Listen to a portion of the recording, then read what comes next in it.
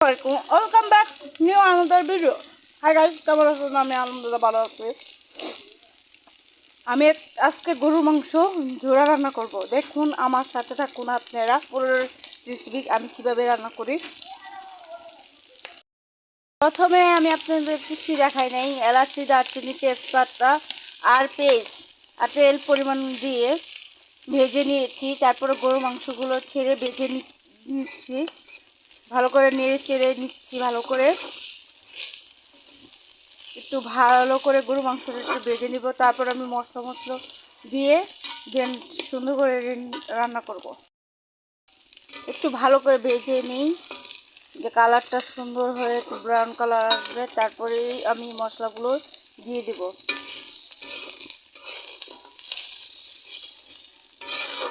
আপনারা ভালো করে দেখুন কীভাবে গরু মাংস জোড়া রান্না করতে হয়। দিব পরিমাণ মতন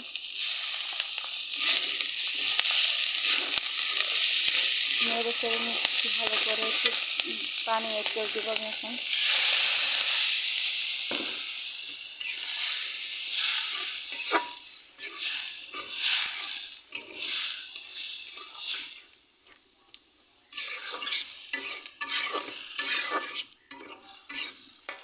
ভালো করে আমি নেড়ে চেড়ে নিচ্ছি। মশলাগুলো ঢেলে দিব সবাই।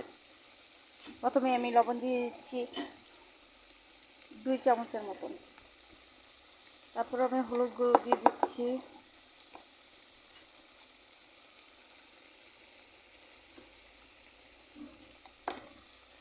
এনে একটু হলুদ গুঁড়ো কম আছে, আমি হলুদ গুঁড়ো আর একটু দিব। আগে সব মশলা দিয়ে দিই। শুকনো মরিচ,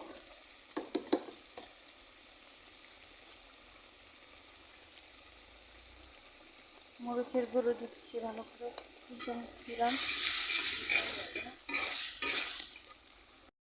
এখন আমি জিরে গুঁড়ো দিয়ে দিব 2 চামচের মতন।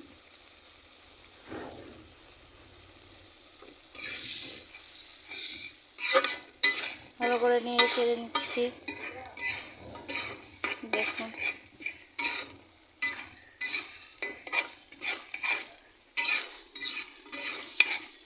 কালারটা অনেক সুন্দর হচ্ছে না?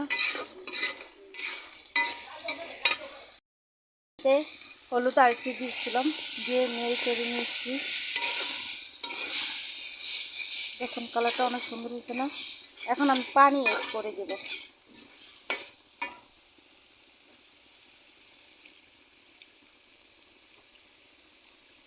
পরিমাণ মতো ঝোল দিয়ে দিলাম।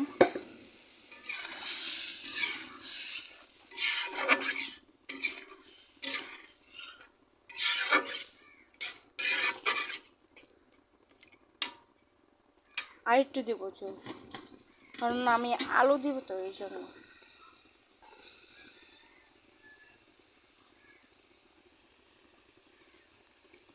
আলু সিদ্ধ হওয়ার জন্য পানি লাগবে। ওরা এটা আমি শুকিয়ে ফেলবো।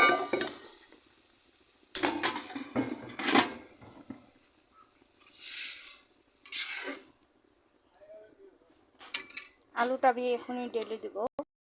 দেখুন দিয়ে দিচ্ছি আলু।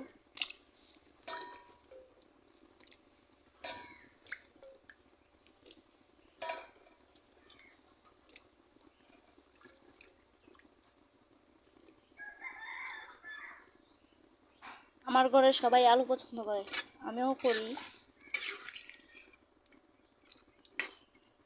এখন সিদ্ধ হওয়ার পালা। আমি এটা ঢাকনা দিয়ে ঢেকে দিব, দিচ্ছি সিদ্ধ হওয়ার জন্য আর কি।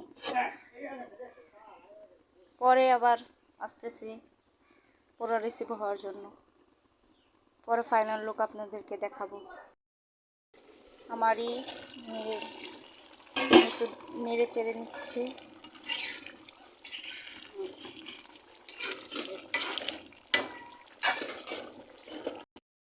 ঢাকনাটা উঠিয়ে নিচ্ছি। এখন আমি একটু নেড়ে চেড়ে নেব।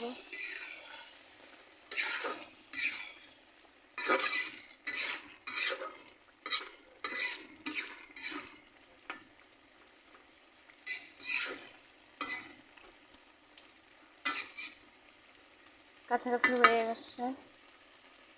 আর একটুখানি সময় রাখবো, 5 মিনিট। 5 মিনিট পরে আমার ফাইনালি দেখবেন। এখন আমি ঢাকনাটা দেখে নিচ্ছি। 5 মিনিট পরে ফিরে আসলাম। এখন আমি ঢাকনাটা উঠে নিয়ে এই দেখেন আমার ফাইনাল লুক কেমন হয়েছে। আলোটা একটু বেশি পড়ে গেছে, বাট কালারটা অনেক সুন্দর। সবাই লাইক কমেন্ট শেয়ার করে দিবেন। আসসালামু আলাইকুম। চুলা অফ করে দিলাম। আল্লাহ হাফেজ।